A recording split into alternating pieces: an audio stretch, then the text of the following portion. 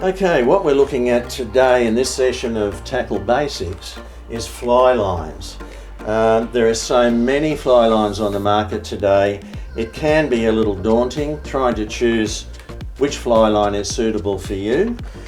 Sometimes you get a bit of an idea from the species of fish they might put on the packaging, but really you need a bit of an understanding of the basics of fly lines and how they work. Most of the information you need is on the packaging. It's just a matter of understanding what it all means. The head is your casting weight, and behind it is the running line with a finer diameter. A typical stamp on a fly line box might read WF7F, for example, standing for weight forward, 7 weight floating. Weight forward meaning the casting weight is at the front end of the fly line, in front of the running line. And the head weight, 270 grains, should be suitable for a 7 weight rod. The head section on a fly line is made up of a rear taper, a belly in the centre section, and a front taper on the front section. They usually vary in length between about 20 and 60 feet, and the shape or the taper of this head section will vary depending on what you're intending to use it for. Here we have a cold water fly line designed for trout and a warm water fly line designed for, well, there's a peacock bass on the front there, but any warm water situations. This line is designed for rolling over big heavy surface flies, whereas this one is designed for being very stealthy, very light presentations and casting tiny little dry flies. So the difference on the packaging on the back is very obvious when you have a look at it. The head lengths vary as well. Much shorter head length on the warm water, one designed for casting big heavy flies. It's about 30 feet in length. The length of the head on the trout line is around 50 feet. So there's quite a big difference there. The short, thick heads will load a rod very quickly and easily with a short cast. Whereas your trout line is much finer and thinner to give you a better presentation, which is the most important thing when you're fishing for trout with dry flies. Now we're going to have a look at densities and sink rates. It's a very important thing to understand, and it's all about buoyancy. Depending on how the lines are designed, you can have a full-length floating line where the whole line floats on the surface of the water, a sink tip where part of the line floats on the surface and the front end of it, the 10 to 15 feet on the front of it, actually sinks. An intermediate line where the whole line sinks slowly, or a sinking line where they're usually designed to sink at a faster rate than the intermediate.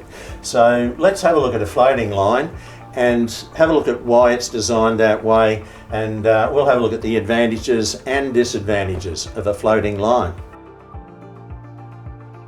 Floating fly lines. There are a number of situations where floating fly lines are the line to use. They're very good for beginners and people learning how to cast. The main reasons are that they're very visible, they're thicker than a lot of your sinking fly lines and quite often brightly coloured.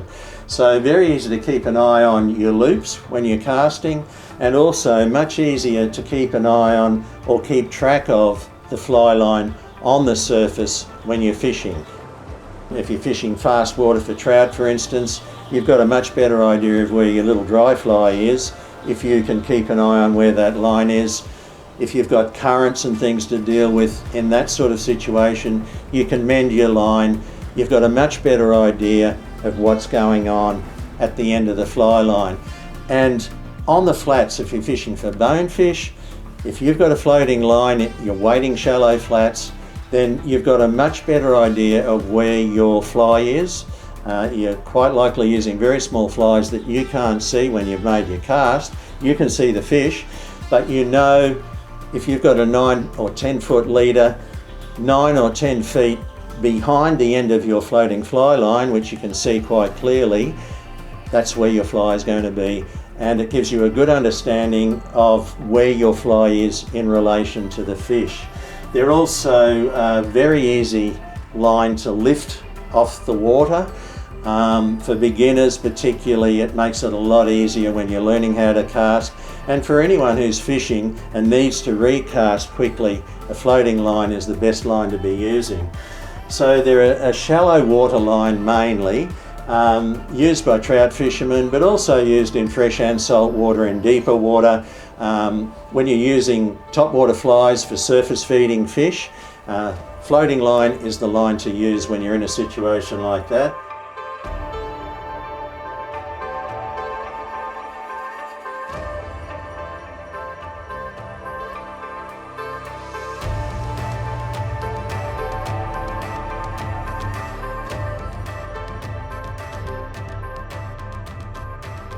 The other great thing if you do a lot of wading on shallow flats is because the running line floats up off the bottom, if you're wading, the line is much less likely to get caught around your feet or hooked up on a bit of coral or rubble on the bottom. So an excellent line for any of those sort of situations. The disadvantages of using a floating line are it's difficult to cast in the wind. Because it's a much thicker diameter, you have got more wind resistance if you're casting into a wind, and even if you're casting and the wind is side on, it's more likely to take your line off track and you have less accuracy.